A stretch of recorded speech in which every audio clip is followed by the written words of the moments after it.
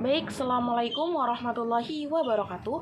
Saya Zaratul Mutafatihah dari kelompok 12 yang ingin mempresentasikan atau menjelaskan materi dari kelompok 12 ini, yaitu tentang riba dan bunga bank. Saya sendiri ingin menjelaskan mengenai poin yang pertama, yaitu pengertian dari riba sendiri dan juga jenis-jenisnya. Pengertian riba secara harfiah adalah tambahan. Arti riba secara umum adalah melebihkan jumlah pengembalian pinjaman.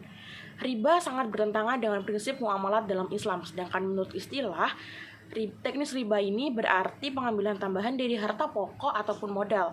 Jadi, dapat disimpulkan bahwa pengertian riba adalah penetapan nilai tambahan atau bunga atau melebihkan jumlah pinjaman saat pengembalian berdasarkan persentase tertentu dari jumlah pinjaman pokok yang dibebankan kepada peminjam. Selanjutnya yaitu mengenai jenis-jenis riba. Riba yang pertama ada riba fad, yang dimana adalah tambahan yang disyaratkan dalam tukar menukar barang yang sejenis. Nah, jual beli ini disebut sebagai barter tanpa adanya imbalan untuk tambahan tersebut. Yang kedua ada riba alyat, yang dimana riba dalam jual beli ini itu terjadi dalam penukaran. Penukaran tersebut terjadi tanpa adanya kelebihan, namun salah satu pihak yang terlibat itu meninggalkan akad sebelum terjadi penyerahan barang ataupun harga.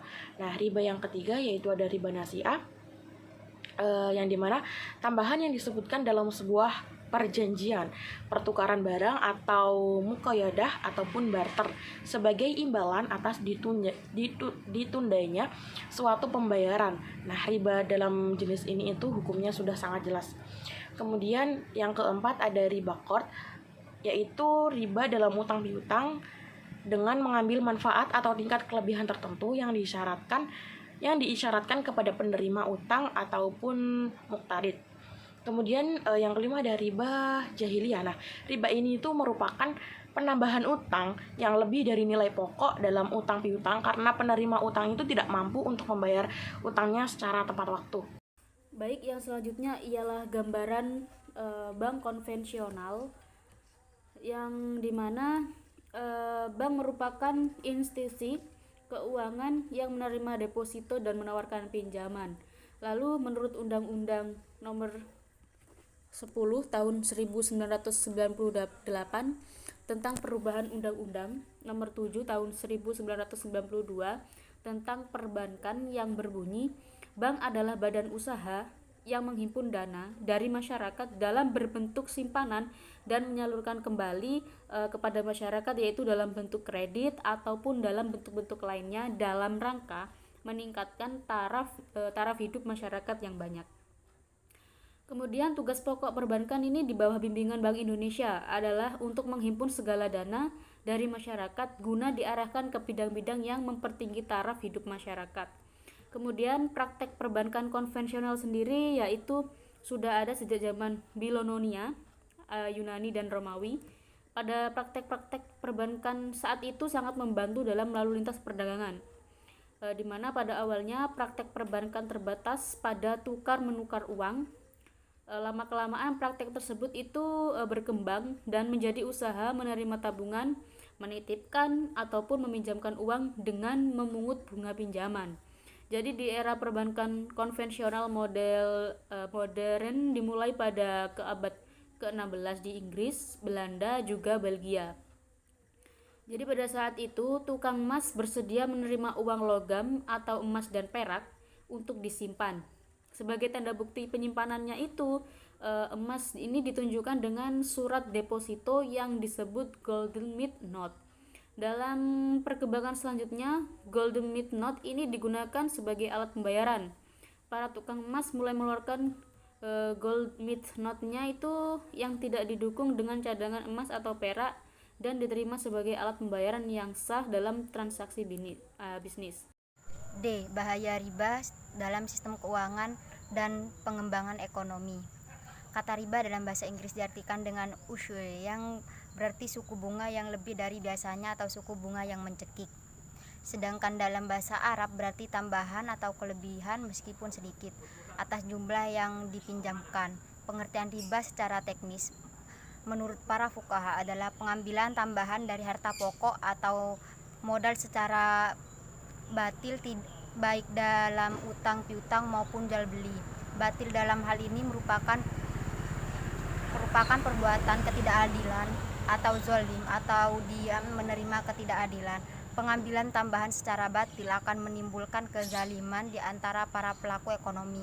Dengan demikian, esensi pelarangan riba adalah penghapusan ketidakadilan dan penegakan keadilan dalam perekonomian. Secara luas, penghapusan riba dapat dimaknai sebagai penghapusan segala bentuk praktik ekonomi yang menimbulkan kezaliman atau ketidakadilan. Riba jangan hanya dipahami dan direduksi pada masalah bunga bank saja, tetapi secara luas riba bisa hidup laten atau poten di dalam sistem ekonomi yang diskriminator, eksploitatori dan predatori, yang berarti dapat hidup di dalam suatu sistem ekonomi subordinasi, kapitalistik, neoliberalistik, dan hegemonik imperialistik yang tidak bisa dibatasi dari segi perbankan saja. Karena itulah pengembangan ekonomi syariah ke depan tidak dapat dilakukan secara isolasi atau parsial, tetapi harus dilakukan secara total. Dengan kata lain, ekonomi syariah tidak boleh direduksi hanya dengan memusatkan pada upaya membangun bank-bank syariah. Ekonomi syariah harus menangkal sistem ekonomi yang eksploitatori secara luas, yang memahami dan menumbuhkan kesenjangan ekonomi, yang membiarkan terjadinya trade-off secara sistemik untuk kerugian si miskin dan si lemah, yang tersubordinasi dan tereksaminasi, yang membiarkan berkembangnya laissez-faire dalam arti luas tanpa memperhatikan perlunya dekonstruksi dan restrukturisasi sistem ekonomi yang usuriosni. Analisa kesesuaian bunga bank dengan riba.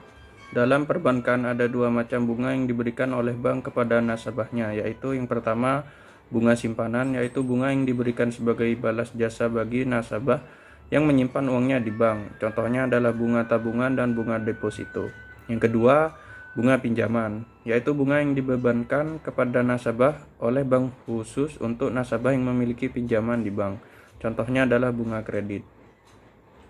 Kedua macam bunga ini merupakan komponen utama faktor biaya dan pendapatan bagi bank konvensional. Baik bunga simpanan maupun bunga pinjaman saling mempengaruhi satu sama lainnya. Ketika bunga simpanan tinggi, maka secara otomatis bunga pinjaman ikut naik, dan demikian pula sebaliknya, bunga bank termasuk riba.